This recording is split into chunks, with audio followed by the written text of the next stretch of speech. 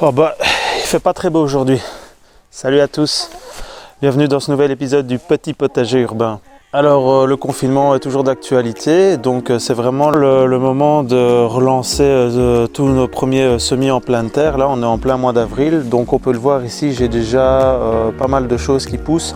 Mais aujourd'hui je vais vous faire une vidéo spéciale sur les tomates. Oh non, pas la tomate, il y a déjà 1000 vidéos là-dessus sur internet. Tu vas la fermer, oui?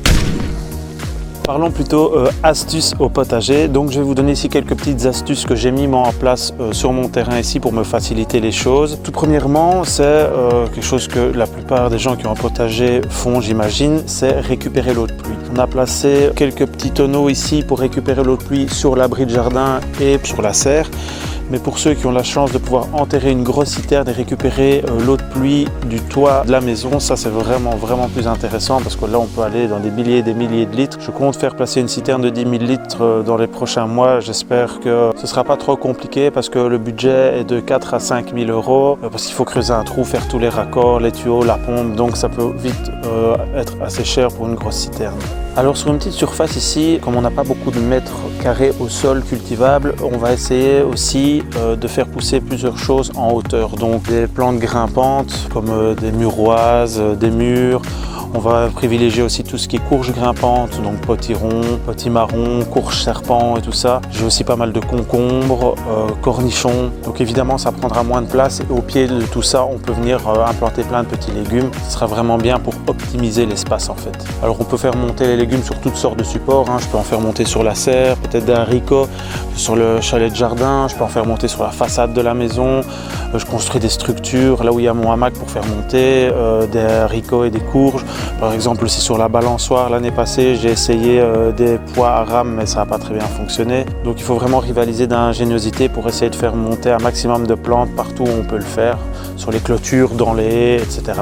Alors une autre petite astuce, certains ne sont pas spécialement partisans pour ça, mais c'est de pailler le sol du potager. Donc il y a plusieurs écoles, il y en a qui laissent le sol à nu tout le temps et qui s'amusent à retirer les mauvaises herbes au fur et à mesure. Il y en a qui laissent à nu le temps des semis et puis quand les plantes ont atteint une certaine maturité, ils viennent pailler par-dessous et il y en a qui laissent pailler tout le temps et qui viennent repiquer ou semer à travers le paillis. Moi je fais plutôt comme ça parce que j'ai des meilleurs résultats. Maintenant propre à chacun de trouver la meilleure façon de faire chez lui. Évidemment le paillage, je ne vais pas faire tout un épisode là-dessus, mais ça a plusieurs avantages. Ça peut avoir aussi certains inconvénients. Ça on peut en parler plus en détail dans une autre vidéo. Ici moi j'utilise un mix de foin que je dois malheureusement acheter parce que ici c'est compliqué d'en faire moi-même sur une petite surface, mais sinon j'utilise de la paille que je récupère dans les champs à la fin de la moisson et j'essaye de récupérer pas mal de déchets de jardin chez les voisins ou via mon travail de jardinier. Donc je fais un peu un mix de broyat, de foin, de paille, de tout ce que je trouve. J'ai pas de préférence pour acide ou pas acide, je mets à peu près tout et pour l'instant j'ai jamais eu trop de problèmes avec ça, ça a toujours bien poussé. Alors quand on a un jardin, moi je conseille toujours d'essayer d'avoir un petit plan d'eau avec quelques poissons, pourquoi pas, pour essayer de développer une petite vie aquatique. Et en fait, ça va amener une biodiversité et une faune complètement différentes que si on n'a pas de point d'eau. Donc par exemple, là j'ai un tout petit étang qui fait à peu près 1,5 m², mais je remarque que rien que ça attire toute une nuée d'oiseaux qui viennent boire régulièrement. Ça attire aussi des petits rongeurs, bon, qu'ils soient nuisibles ou pas, mais c'est quand même chouette de les avoir et de les voir le matin. Ça attire aussi des grenouilles, toutes sortes d'insectes aussi qu'on n'aurait pas.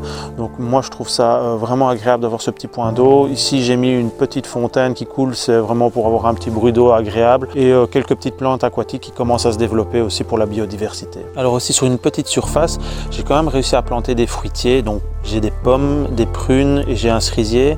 J'ai un poirier que j'ai déplacé et donc en fait pour les garder petits, pour pas que ça devienne des arbres gigantesques et que ça ennuie les voisins, je les retaille vraiment chaque année correctement. Donc j'essaye qu'ils ne dépassent pas les 2 mètres, 2,50 m. J'essaye pour ceux qui sont à l'avant de les garder palissés. Comme ça, vraiment, ils prennent le minimum de place et ça me donner une rentabilité maximum. Et aussi, ça facilite la cueillette des fruits, bien sûr. Alors, une dernière petite astuce que je voulais Pas encore fini ta vidéo. Tais-toi. Tais-toi. T'es dit tais-toi. Donc, une dernière petite astuce que je voulais partager avec vous, c'est...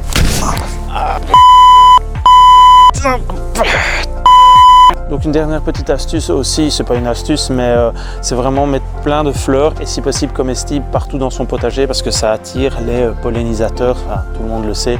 Donc n'hésitez pas, allez-y, soucis, bourrache, consoude, calendula, coquelicot, violette, les roses, des marguerites, etc., etc.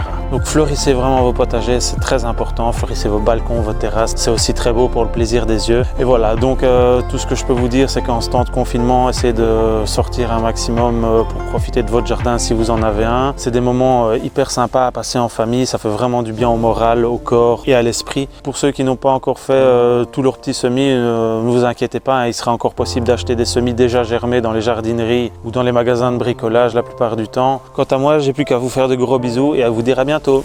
Ciao!